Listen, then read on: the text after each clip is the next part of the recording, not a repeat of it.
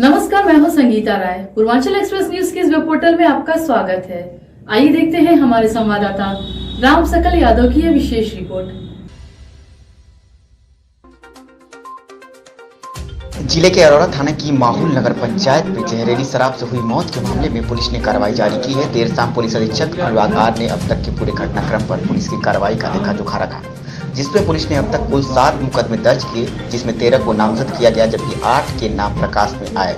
इसमें से 10 आरोपियों को गिरफ्तार कर लिया गया, जबकि 11 आरोपी अभी भी फरार चल रहे हैं, जिसमें से 6 आरोपी पर 25-25 हजार का इनाम भी घोषित किया गया था। जहरीली शराब पीकर मरने वालों की संख्या अब 7 हुई।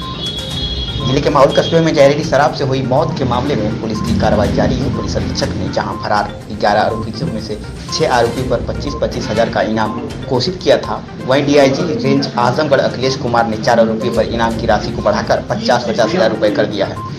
जिन आरोपियों पर इनाम की राशि बढ़ाई गई है उन्हीं 4 भाइयों के रुपईपुर गाँव स्थित आलीशान 2 तले मकान से पुलिस ने मंगलवार की देर रात छापेमारी कर अवैध शराब फैक्ट्री का भंडाफोड़ करते हुए करीब 35 लाख रुपए के मूल्य के अवैध शराब व शराब बनाने के उपकरण सहित आदि सामान बरामद किया।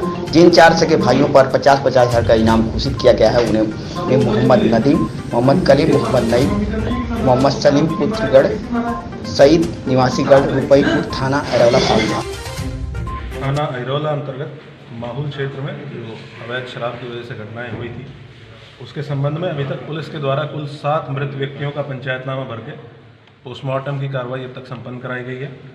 जो पोस्टमार्टम की फाइंडिंग्स हैं जो लिखित में पुलिस को प्राप्त होंगी, उसके आधार पर आगे की कार्रवाई की जाएगी।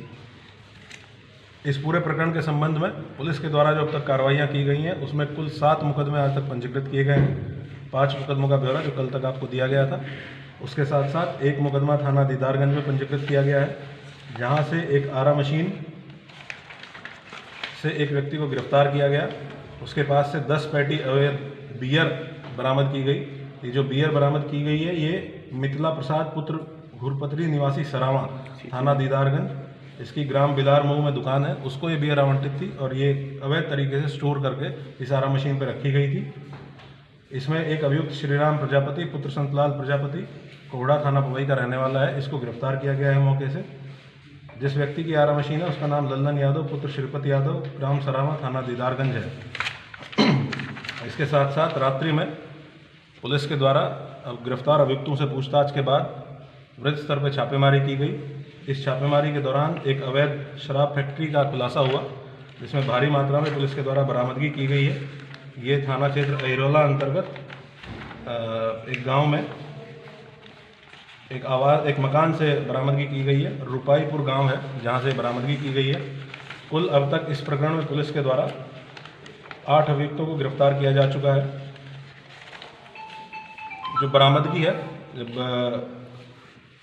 इसको पूरा कैलकुलेट किया गया उसका विवरण मैं आपको दे रहा हूँ। कुल 29 पेटी अपमिश्रित शराब, जिसमें हर एक पेटी में 45 शीशी 200 ml की, इस प्रकार से कुल 1225 शीशी अपमिश्रित शराब की बरामद हुई हैं। 2 लीटर रंगीन देसी शराब अपमिश्रित बरामद हुई है। 145 वैध शराब बरामद हुई है। एक सील करने की मशीन बरामद हुई है। बार कोड की मोहर अलग अलग कंपनियों की बरामद हुई है। इसके साथ साथ 4 ड्रम रेक्टिफाइड स्पिरिट, जिसमें हर एक में लगभग 200 लीटर स्पिरिट होती है, ये बरामद किया गया है। 27 बोरियों में 9,965 शीशियाँ 200 ml की प्लास्टिक की बरामद की गई हैं, जो अवैध शराब के भंडारण के लिए इस्तेमाल की जाती थी। 2 प्लास्टिक के गैलन जिसमें 20-20 लीटर स्पिरिट है, बरामद किया गया है। एक मारुति वैन UP 50 BF 6493, एक टेम्पो UP 50 AT 9564, एक इलेक्ट्रॉनिक स्कूटी सफ़ेद रंग की, एक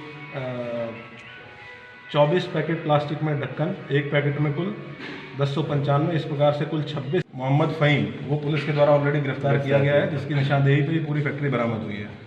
इसके जो अन्य सह अभियुक्त हैं जिनके द्वारा ये सप्लाई की जाती थी शराब, उनका भी CCTV फुटेज प्राप्त करके ये फ़ोटो उनके डेवलप किए गए हैं। इनको जगह जगह चस्पा किया जा रहा है ताकि पब्लिक के आदमी भी इनके बारे में पुलिस को सूचना दे सकें। इस घटना में ये जो गाड़ी प्रयुक्त हुई है, CCTV फुटेज से प्रमाणित हुआ है कि इस गाड़ी से इस ठेके पर ये शराब सप्लाई की गई थी। इसको भी हम लोगों ने ट्रेस किया है और इस गाड़ी के बारे में भी कोई भी अगर पुलिस को सूचना देता है तो पुलिस के लिए वो मदद होगी। इस प्रकार से ये सारी कार्रवाइयाँ पुलिस के द्वारा की गई हैं। इसमें अब तक की पूछताछ से कहाँ से ये केमिकल लिया गया, ये अलग अलग शहरों से इनके द्वारा केमिकल मंगाया गया है, ढक्कन मंगाए गए हैं, रैपर्स मंगाए गए हैं। इसमें इनके द्वारा एक वेबसाइट का भी इस्तेमाल किया गया है जहाँ से ये लोग इस प्रकार के सप्लायर्स का पता ढूंढते हैं। इस वेबसाइट का इस्तेमाल करते हुए इन लोगों ने संपर्क किया ऐसे लोगों से जो अलग अलग प्रकार की चीज़ें सप्लाई कर सकते हैं, और अलग अलग शहरों में स्थित ऐसे लोगों से इनके द्वारा अलग अलग माध्यमों से ये सामान मंगाते हुए उसके बाद इस अवैध फैक्ट्री का संचालन किया गया। इसके साथ साथ पुलिस की टीमें प्रत्येक थाना क्षेत्र में 5-5 टीमें बना के जितने ईंट के भट्टे हैं, जितने ऐसे एरिया हैं जो खंडर जहाँ पे है, या जितने भी आरा मशीनें हैं, इन पे अक्सर शिकायत प्राप्त होती है कि यहाँ पे भी अवैध शराब का लोगों के द्वारा कारोबार किया जाता है। ये लगातार टीमें इन पे दबिश दे रही हैं। बहुत स्पष्ट निर्देश थाना प्रभारियों को दिए गए हैं कि अगर कोई भी किसी भी जगह पे इस प्रकार की कोई बरामदगी होती है तो जो व्यक्ति मौजूद मिलेगा उसके साथ साथ जो उस संस्थान का या उस जगह का मालिक होगा, जिसकी वो ज़मीन होगी, जिसका वो ईंट भट्टा होगा, या जिसका जो भी जहाँ भी ये बरामदगी होती है, उसको भी पुलिस के द्वारा विवेचना में लाते अभियुक्त बनाया जाएगा। और जो भी लोग उसको संरक्षण दे रहे होंगे, जो भी लोग इसमें उसकी परोक्ष रूप से या किसी भी तरीके से मदद कर रहे होंगे, उनको भी अभियुक्त बनाते हुए आगे की कार्रवाई की जाएगी। ये अभी तक की कार्रवाई पुलिस के द्वारा की गई है। हम लोगों की छानबीन लगातार जारी है और हम इसमें हर एक प्रकार के एंगल पे काम कर रहे हैं, जिसमें ये भी शामिल है कि जो सप्लाई चेन है कहाँ से, इसमें बहुत महत्वपूर्ण क्लू हमें मिले हैं कि कहाँ से ये जो केमिकल यूज़ करते हैं इसको बनाने के लिए वो आया था। अलग अलग उसमें फ्लेवर्स जो यूज़ हुए हैं, अलग अलग फ्लेवर यूज़ हुए हैं, वो कहाँ से आए थे, किस प्रकार से ऑनलाइन इनके द्वारा इन सब लोगों से संपर्क किया गया, जो पेमेंट किया गया वो किस किस माध्यम से किया गया। कुछ मामलों में कैश से पेमेंट किया गया है, कुछ मामलों में ऑनलाइन पेमेंट किया गया है, उनका भी पता लगाया जा रहा है। किस किस अकाउंट में, बैंक अकाउंट्स में इस पूरे कारोबार का पैसा जाता था, उनको ट्रेस किया जा रहा है। और पुलिस और एडमिनिस्ट्रेशन के द्वारा संयुक्त रूप से लगातार कार्रवाई इनके खिलाफ की जा रही है।